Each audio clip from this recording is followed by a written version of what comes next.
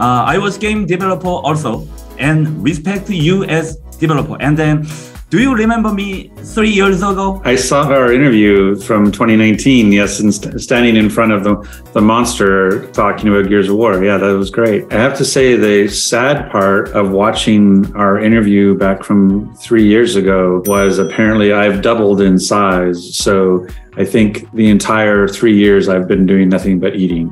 보기 더 좋아졌습니다. Looks good. 역시 게임 디벨로퍼는 이게 듬직해야지 아무래도 리더십을 발휘하기가 더 좋은 것 같습니다. 디아블로2, 디아블로3와의 팬층의 괴리가 이 디아4 흥행의 불안 요소라고 생각을 하는데요. 디아블로4는 각 시리즈의 어떤 장점을 흡수했고 어떤 단점을 제거했습니까? Yeah, when we look at Diablo4, we see it as a combination of an homage to the past, respecting the past, as well as innovating new features for the future. And so I like to think of Diablo4 as the tone and the dark themes of Diablo 1, plus the progression of Diablo 2, that sort of permanence of progression, and then paired with the action and visceral combat of Diablo 3. And then on top of that, you add the innovations for Diablo 4, which is things like the overworld, the freedom of choice, the way that we do, the big end game that we have. So it's sort of a mixture between respecting all the great things that people love about a 26-year-old game series and also innovating on top of that to deliver something special in Diablo 4. 미스터 퍼거슨은 기어즈 오브 워의 아버지지요. 기어즈는 TPS 장르인데요. 선생님의 블리자드 영입 후 첫 타이틀은 핵앤슬래시 장르였지요. 디아2 리저렉션은 리마스터 작품이었기 때문에 디아블로4야말로 이 블리자드맨으로서 어떤 각오로 준비를 하셨는지, 그리고 또한 로드퍼거슨의 어떤 철학과 색깔이 디아블로4에 반영이 됐는지 궁금합니다. Part of this is familiar to me because when I was at Microsoft with Gears of War, we were a mature rated title that with a company that wasn't necessarily mature rated, a lot of T for teen kind of games. And that's been true coming to Blizzard, where Diablo is the M rated or mature rated game amongst, Overwatch and World of Warcraft, which are generally teen or, a different rating.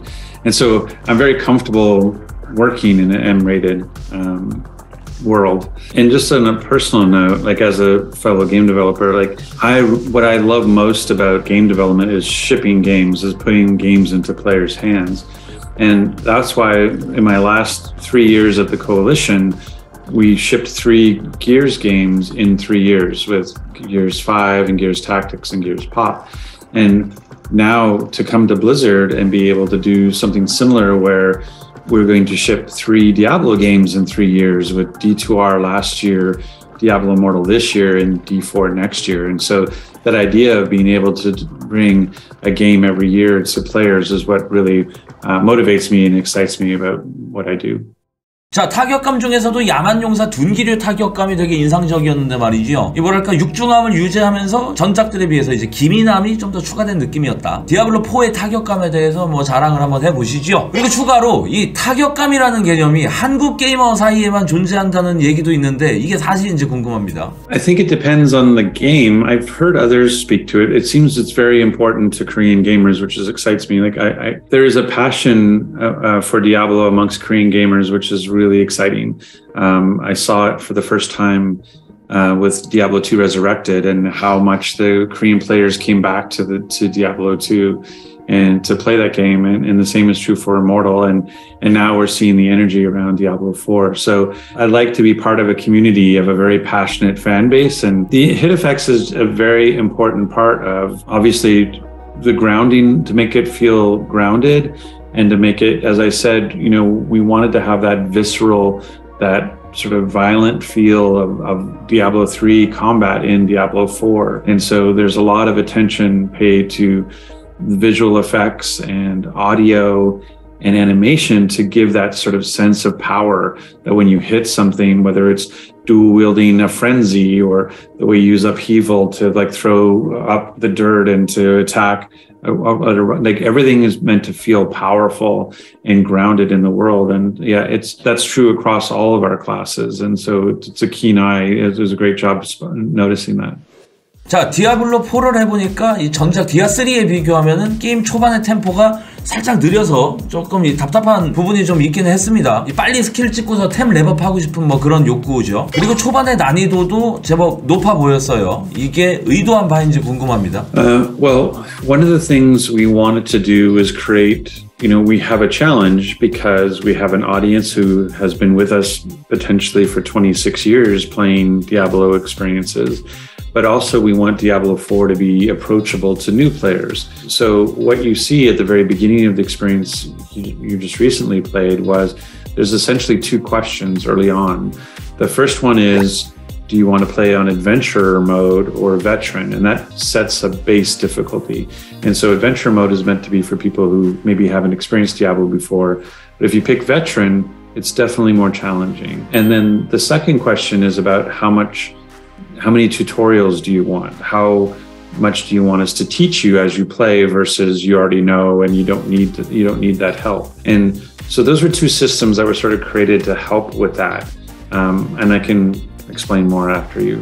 And the part that you play early on is really the prologue to the game, like up until you go to the big city, that's the prologue. And again, as we're trying to be approachable for new players, we wanted that to be a little bit more of a catered experience, a more guided way through the game we know that you're going to hit level 2 in the town, and we know when you're going to hit level 3 so that you can learn the skill tree and start to add skills. But as you progress and once you get beyond where you were in the build that you just got to play, things definitely have a pace to them where you have a lot of skill opportunities. You're able to go and try different skills. Weapons you find will add skills for you to see if you like them or not. So I think you shouldn't judge your full experience on the prologue because that is very much a guided experience. 스킬트리 인터페이스의 기능성하고 비주얼이 이렇게 잘 접목된 것을 거의 처음 봐요. 디아블로3의 심플함하고 패스 오브 엑자일의 복잡함, 그 사이 어딘가에서 이 디아블로2의 선형성을 발전시킨 느낌이다, 뭐 이렇게 표현을 해봤습니다. 자, 디아블로4의 스킬트리 자랑 좀 해보시지요. Yes, thank you for the nice words. That was the intention, was to create a skill tree that is easily understood and create a sense of permanence as you work your way through it, similar to Diablo 2. It's one of the things that's a big change from Diablo 3, where in Diablo 3, I like to say, if you wanted to change your build, you could just change your clothes, like you put on a different set and now you have a whole new build. And for Diablo 4, we wanted to make sure that the skills that create the foundation of your build are a little bit more permanent, that you're making decisions that matter more to you as a player. And so one of the ways we allow for like experimentation is that you can choose to respec an individual point, take back 1 point, or you could respec the whole tree and reset it. What we do is that the deeper you go in, the higher level you are, the kind of more expensive it is from using gold to respec. And so early on, you can try all kinds of different things because you can easily change them. But as you get later in the game, you've made decisions about what your build is and what this character is going to be. Just a separate point is another way to experiment is the fact that the legendary gear will give you, or gear in general will give you, skills and extra skill points for you to try things that maybe you wouldn't have access to normally. 이런 말씀하셨습니다. 내가 만들어 나가는 스킬 트리라고 하셨는데 이게 또 한국인은 최적화의 민족 아니겠습니까? 그러니까 또 분명히 국민 트리가 나올 거란 말이죠. 이 한국 최적화의 국민 트리와 내가 만들어 나가는 트리 어떻게 싸워 나가시겠습니까? 자신 있으십니까? 한국의 디아블로 유저들은 정말 무섭습니다. I mean, I think people who play these types of games are what we call min-maxers, or people who want to have the strongest meta, like what's the top build. And you see that with like Diablo 2 when Hammerdins, like everybody wants to be a Hammerdin because that's the strongest build. That's really what we're trying to design against with Diablo 4, is that there's such a wide range of choice, both in how your build will look. There's so much choice between, there's not just this is your barbarian, it can be different ethnicities and different gender and different hairstyles and different makeup and all these sorts of things. And so it can look very much like you're a unique barbarian or a unique class that you're building, your character. But the tree itself allows for that sort of complexity that it can make for very different changes. And in fact, there's a special thing in each class. And when you play the build you have now, one of the things that's really different about Diablo 4 classes is they each have a specialization.